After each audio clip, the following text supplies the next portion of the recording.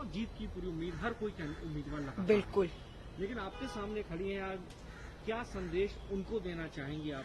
क्योंकि बीजेपी की तरफ से तो अभी तक नॉमिनेशन कब होगा ये तो पता नहीं, लेकिन आपके सामने जो उम्मीदवार हैं उनको क्या संदेश? देखिए, वो मेरे सामने नहीं है, मैं उनके सामने आई हूँ। वो पहले से विधायक है, मुख्यमंत्री है वहाँ की।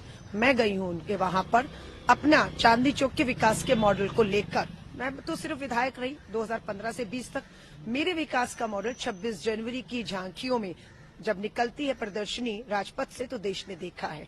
और यहाँ का विकास जो है, नर्क की हालत आज कालका जी और दिल्ली को हम दिखा रहे हैं कि मुख्यमंत्री की कॉन्स्टिट्यूंसी है।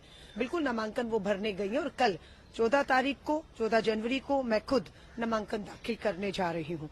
आज जब अतिशी जी नामांकन दाखिल करने गई तो मैंने देखा तस्वीरों को कि उनके बहुत बड़े काफिले में लोग भारी जाम में, चौराहों में जो है वो फंस गए और परेशान हो रहे थे।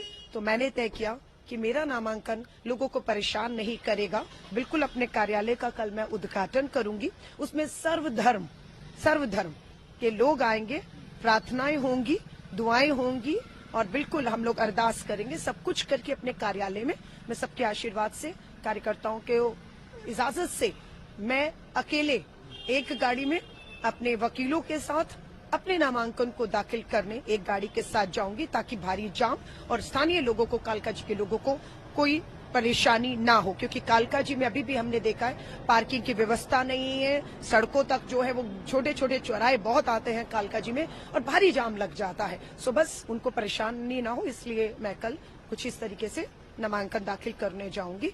और एक उदाहरण मुझे लगता है हमें पेश करना चाहिए, जो मेरी कोशिश रहेगी बाकियों के लिए भी। आपकी तरफ होगा बाकी अन्य बड़े नेताओं के लिए भी कि इस तरह जो आप कह रहे हैं बिल्कुल एक गाड़ी से जाएंगे और बड़े बड़े रोड शो ना करके शांति से अपना नॉमिनेशन, क्या ये संदेश भी है? बाकी संदेश होना चाहिए ना। वायु प्रदूषित हो चुकी है, वाहनों की संख्या इतनी बढ़ गई, भारी जाम में लोग फंस के, जरूरी चीजें हैं। एम्बुलेंस, कल मैं प्रचार कर रही थी, मैंने देखा एक एम्बुलेंस भी फंसी थी, हम लोगों ने उसको निकालने में मदद की, वीडियो आपके सामने है।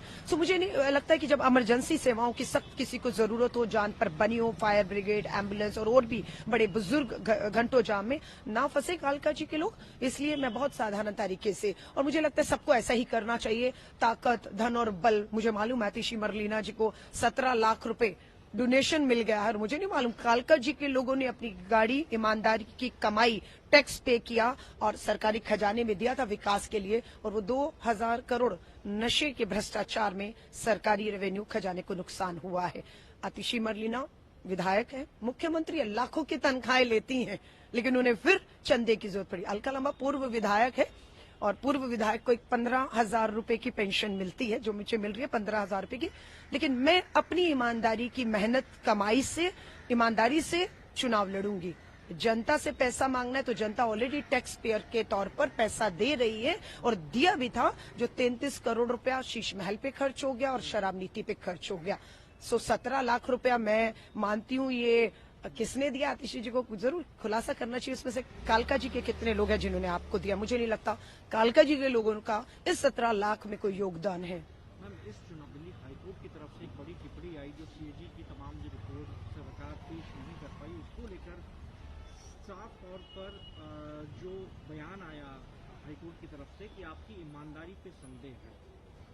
कैसे इस बयान को आप देखेंगे? क्योंकि चुनाव के बीच में सीएजी रिपोर्ट नहीं पेश हो पाई और सीधे आपको दिल्ली सरकार को ही कह दिया कि आपकी ईमानदारी पर संदेह है। देखिए, मैं वही कह रही हूँ, बहुत अच्छी भी बात है कि बीच चुनाव में जब लोग फैसला लेने जा रहे हैं वो किसी धोखे में ना रहें, उनके सामने सच्चाई पूरी तरह से आनी चाहिए, बेहद जरूरी है। जब सच्चाई नहीं आती है तो लोग धोखे में आ जाते हैं और अपना एक वोट 5 साल के लिए वो किसी गलत पार्टी या उम्मीदवार को चला जाता है।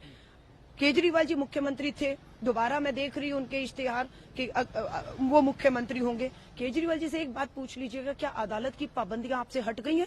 अदालत ने आपके हाथ बांध दिए क्योंकि आपकी कलम जो है वो भ्रष्टाचार, शराब नीति, फंड जारी करना अपने शीश महल के लिए 33 करोड़ उस पे चला। इसलिए आपकी कलम, ये सच है, अदालत ने छीन लिया, आपके हाथ बांध दिए। आप कोई सरकारी बैठक नहीं बुला सकते, आप कोई फैसले नहीं ले सकते, इसलिए आपको पद से इस्तीफा देना पड़ा और आप अगले मुख्यमंत्री नहीं हो रहे हैं। क्यों आप विधायक नहीं बन रहे? संदीप दीक्षित जी आपको मुद्दों पर, और अभी तो एक और वीडियो आया जिसमें महिला कह रही है अरविंद केजरीवाल जी आपने क्या किया, और वो माफी चाहूंगी खांसते हुए, हर चीज का जवाब खांसी का एक बहाना लेकर खांसते हुए आगे निकल गए और वो महिला बता रही है कि नई दिल्ली में जो काम किया है वो कांग्रेस ने किया, शीला दीक्षित जी